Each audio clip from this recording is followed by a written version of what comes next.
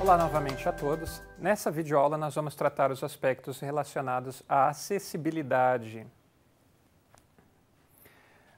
Qual que é a importância disso para vocês, engenheiros de produção? Primeiro de tudo, porque é um aspecto legal. Então, desde 1989 já houve aí uma preocupação legal, né, pelo menos, em incluir essas pessoas, em classificar as capacidades específicas das pessoas e incluí-las nas atividades, inclusive as atividades produtivas, ok? Essa Lei 8.213 de 1991, ela especifica, inclusive, aqui uma porcentagem de colaboradores que as empresas devem contratar, ok? Que sejam portadores de necessidades específicas, né, necessidades especiais, que sejam reabilitados ou que se enquadrem em algumas situações específicas lá. Então, por exemplo, empresas que tenham acima de 100, na verdade, até 200 empregados, tem que ter 2% do seu quadro de funcionários constituídos por pessoas que se enquadrem nas condições estabelecidas pela lei, ok? É muito importante também destacar que, quando a gente fala em acessibilidade, normalmente a gente pensa no quê? No cadeirante, mas não é só o cadeirante, tá? Então nós temos pessoas com deficiências visuais, deficiências mentais, deficiências motoras de diversas naturezas, que não necessariamente a paraplegia, ok? E nós temos que considerar tudo isso como enquadrado dentro do que é especificado na lei e importante aí para as nossas considerações no nosso projeto, ok? Existe uma norma, a NBR 9050, que ela trata da questão da acessibilidade em edificações, nos mobiliários que estão nesses espaços, ok? E até mesmo equipamentos urbanos, para que eles sejam utilizáveis por utilizadores, né, por pessoas com diversas capacidades, ok? É interessante, e eu recomendo isso, quando a gente pensa em portadores de necessidades especiais, nós pensamos normalmente no quê? Em limitações. Mas, na verdade, nós não deveríamos pensar dessa forma, nós deveríamos pensar no que essas pessoas são capazes de fazer e não em quais suas limitações, tá? E, eventualmente, é importante destacar isso, que, por exemplo, uma pessoa com mobilidade reduzida, olha só essa primeira situação aqui de um ponto de ônibus lá em Curitiba. Não é um cadeirante que está utilizando essa rampa, ok? Esse elevador, perdão. É uma moça aí com um carrinho de bebê. É óbvio, nós temos as questões de mobilidade dos cadeirantes, das questões de acionamentos, de uso de produtos relativas a pessoas com baixa mobilidade. Mas, por exemplo, quando vocês chegam de um supermercado com as mãos cheias de sacolas, né, de compras, vocês estão com a mobilidade reduzida. Já pararam para pensar nisso? Se a maçaneta da porta não tiver uma conformação física, uma morfologia adequada, eventualmente vocês terão dificuldades para abrir. Se vocês estão no banho, estão com as mãos ensaboadas, muitas vezes vocês podem ter dificuldade em fechar o registro do chuveiro, ok? Então, todas essas situações, elas indicam como que podem ocorrer prejuízos mesmo com ausência de lesões ou algum trauma físico. Eventualmente nós temos mobilidade reduzida, por exemplo, ou a nossa percepção está diminuída por fatores que variam de natureza. Então, a palavra acessível, ela está relacionada a espaços, edificações, mobiliários, produtos, sistemas, seja lá o que for, mas que possam ser utilizados por qualquer pessoa, independente das suas capacidades ou das suas limitações.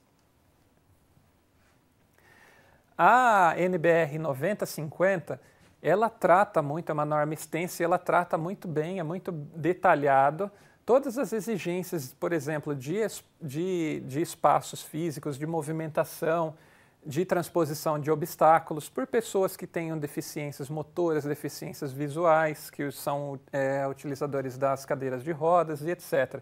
Então, por exemplo, as transferências, quando o sujeito chega ao banheiro, como é que ele se transfere para o vaso sanitário, controles em empunhaduras, parâmetros visuais. Então, obviamente, um painel que deva ser acionado por um cadeirante, como ele está numa altura mais baixa, né, ele tem um campo de visão abaixo de uma pessoa em pé, os mostradores, os acionamentos, todos esses dispositivos têm que ser posicionados de acordo. Ok? Sinalização visual também. Então, todos esses aspectos eles são tratados de uma forma muito clara na norma. Então, não compensa aqui a gente ficar discutindo todos esses aspectos. Obviamente, essa norma está disponível para consulta e nós faremos algumas atividades analisando algumas situações específicas. O que eu gostaria de conversar com vocês é justamente incentivar essa análise crítica e fornecer algumas diretrizes, alguns aspectos que vocês devem observar quando vocês forem projetar espaços de trabalho, espaços de circulação, mesmo ambientes domésticos ou produtos também, que será o tema da nossa próxima videoaula. Ok?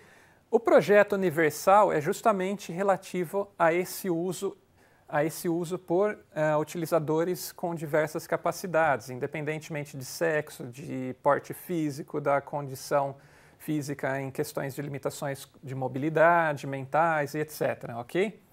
A primeira diretriz para o projeto universal é o uso igualitário. Então, é sempre interessante, em vez de pensar em soluções que vão adaptar uma situação para um utilizador com uma capacidade específica, prover uma situação que seja igualitária, que nivele todos a mesma condição. Um exemplo aqui, por exemplo, é a porta automática. Independente se a pessoa está em pé ou numa cadeira de rodas, à medida que ela se aproximar do sensor, a porta automática abre. Ok? Isso é muito mais interessante do que prover algum puxador ou alguma coisa para um cadeirante, ou seja, prover um puxador que esteja numa altura mais baixa que um cadeirante consiga acessar. Obviamente, tem que ser consideradas questões de tecnologia, de custos e etc., mas, à medida do possível, nós temos que buscar soluções criativas para situações que não gerem uma diferenciação entre os usuários. Ok? Outra questão. É óbvio que todos esses aspectos estão interrelacionados, mas o uso adaptável ou flexível. Eu coloquei aqui, por exemplo, uma imagem. Isso é um plug de tomada conceitual, ele foi premiado num concurso alemão, ok? Um concurso de design, no qual vocês podem observar que tem um orifício ali interno e mesmo uma pessoa que tenha uma mobilidade reduzida nas mãos, por exemplo, por uma questão de artrite ou artrose, ou até mesmo alguma lesão momentânea, né, algum machucado, mesmo que ela não tenha força de preensão para segurar e retirar esse plug da tomada, ela consegue fazer com o dedo ali. Então, mesmo com mobilidade reduzida, ela vai utilizar movimentos mais relacionados ao braço e ao ombro, ela consegue remover esse plug da tomada. Então, é sempre interessante pensar também quais são as possibilidades de uso do meu produto, da minha situação de trabalho, do meu sistema, ok? Outra coisa, simples ou intuitivo, é um outro aspecto a ser considerado. Existem alguns aspectos dos produtos que já são amplamente difundidos, que estão relacionados com o próximo também, mas que teoricamente já está enraizado, que as pessoas compreendem facilmente. Então, no caso de uma garrafa, por exemplo, todo mundo sabe que ali o gargalo é onde está localizado a boca e que ela vai conseguir fazer o uso do líquido, do conteúdo da garrafa a partir dali. Ok? E, novamente, incorporando essas condições de uso igualitário, etc., temos aqui, por exemplo, a impressão no rótulo em braille, para que uma pessoa com deficiência visual também consiga saber, tá, é uma garrafa, mas é uma garrafa de quê? Ela consegue identificar ali por meio da sinalização tátil, ok? Conhecido ou perceptível, um outro princípio de projeto universal também. Isso, é claro, tende a mudar com a tecnologia, mas nós temos o que nós conhecemos por arquétipos, que são formas que os produtos assumem, que são, digamos assim, históricas. Então, se vocês pararem para pensar na evolução desse aparelho aqui do telefone, é lógico, primeiro ainda tinha um fone separado do microfone, um alto-falante separado do microfone, mas a partir do momento que ele assumiu uma configuração formal única, assim, com essa alça que você leva junto ao rosto para falar, mesmo com o avanço da tecnologia, ela mudou pouco, ok? A forma de descagem mudou, o painel de LED mudou, mas nós temos esse formato que é familiar, que é conhecido, ok? Isso está relacionado ao parâmetro anterior também. Então, as informações que eu preciso que o meu utilizador, que o meu usuário tem que ser transmitidas de maneira clara. Em qualquer lugar do mundo, o telefone tem mais ou menos essa configuração formal. Óbvio que os smartphones são uma exceção, ok? Um outro princípio é justamente ser tolerante ao erro, ou seja, oferecer dispositivos ou mecanismos que alertem o utilizador em caso de um erro ou que previnam esse erro. Por exemplo, as tomadas, né, que nós temos hoje aí o padrão no Brasil, elas têm esses 3 orifícios posicionados de tal forma que você só consegue encaixar o plug em uma única posição, ok? Então isso é comum a outras situações, a outros dispositivos. Nos sistemas nos softwares, por exemplo, nós temos diálogos, né, que confirmam as nossas ações. Você quer mesmo excluir o arquivo? Porque de repente foi um acionamento acidental. No caso da engenharia, por exemplo, a gente pode ver isso aí aonde? Em técnicas de prevenção a erros. Então, no setup de máquinas em que você faz marcações ou gera gabaritos para que o operador, o colaborador, no momento de fazer o setup, a troca de ferramentas, por exemplo, ele tenha um parâmetro ali para que ele não incorra no erro de fazer uma regulagem, um setup incorreto da máquina. Então, existem ferramentas da engenharia, SMED, o Pokayoke ou Pokayoke, que vão tratar, que combinadas também vão dar conta, por exemplo, de uma situação dessa num ambiente fabril, ok? Outra questão, sem esforço. Então, anteriormente eu comentei com vocês, olha, se vocês chegarem do supermercado com um monte de sacolas, vocês terão mobilidade reduzida e eventualmente terão dificuldades para acionar uma maçaneta da porta, por exemplo, ok? Então, qual dessas 2 maçanetas aqui vocês acham que fariam menos esforço para acionar e para adentrar um ambiente ou sair dele? Obviamente que a alavanca oferece condições melhores, você não precisa nem da mão, você pode apoiar com o braço ali e você efetua a abertura da porta facilmente. Então, é lógico, existem outros critérios, aspectos estéticos e etc., mas nós temos que pensar também na utilização de produtos, na descrição de atividades que minimizem o quê? O esforço físico, ok?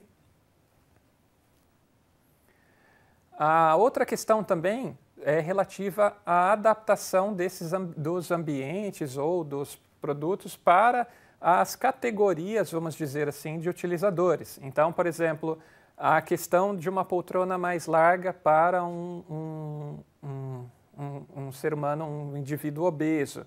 A questão da disponibilização de assentos específicos para cadeirantes, ou pelo menos de um espaço para que eles se integrem ali aos demais e assistam uma palestra, uma aula, alguma coisa assim, ok? Então, isso tudo também entra na questão do planejamento do layout, no planejamento do mobiliário, no planejamento dos dispositivos que serão utilizados no processo produtivo, ok? De maneira geral, quais são as recomendações? Nós vimos lá na aula, na semana relativa aos aspectos antropométricos, inclusive, que nós temos que projetar não com base no homem médio, porque o homem médio, inclusive, não existe. Nós temos que projetar para abranger uma grande faixa da população. Então, de certa forma, vamos projetar para os usuários extremos. Vamos pensar na pior coisa que pode acontecer e vamos prevenir que isso aconteça, que automaticamente tudo que está abaixo dela também não acontecerá. Isso tem que ser utilizado no quê? Layouts produtivos. Então, todos esses aspectos de circulação, de movimentação, de áreas livres, para uma pessoa em postura em pé caminhar em um corredor, uma distância é suficiente. Para um cadeirante, não necessariamente, ok? Então, todos esses aspectos devem ser considerados. Nos processos, então, nós temos que promover a integração dessas pessoas com capacidades específicas. Como é que eu vou integrar isso no meu processo produtivo? Como é que eu vou remodelar a minha atividade ou a minha organização do trabalho para incluir essas pessoas? Ok? Produtos, que é o tema da nossa próxima videoaula, inclusive. A questão do plug, lembram dele? Como é que eu vou projetar um plug para que eu dê conta de uma gama maior de usuários com determinadas limitações ou determinadas capacidades? Sistemas. Então, sistemas informatizados, como é que eu vou prover o acesso? Vai ter um estímulo verbal além do visual e etc. Okay? Então, todas essas áreas são campos de atuação do engenheiro de produção e que vocês têm que estar atentos na hora de atender a essas demandas. E fica aqui o encerramento da nossa videoaula. Um dos homens mais notáveis da humanidade é um portador de necessidades especiais, tem diversas limitações e mesmo assim não para de nos surpreender com suas ideias e uma das mentes mais brilhantes do mundo. Então não subestimem, não diferenciem, porque no final somos todos humanos. Muito obrigado e até a próxima videoaula.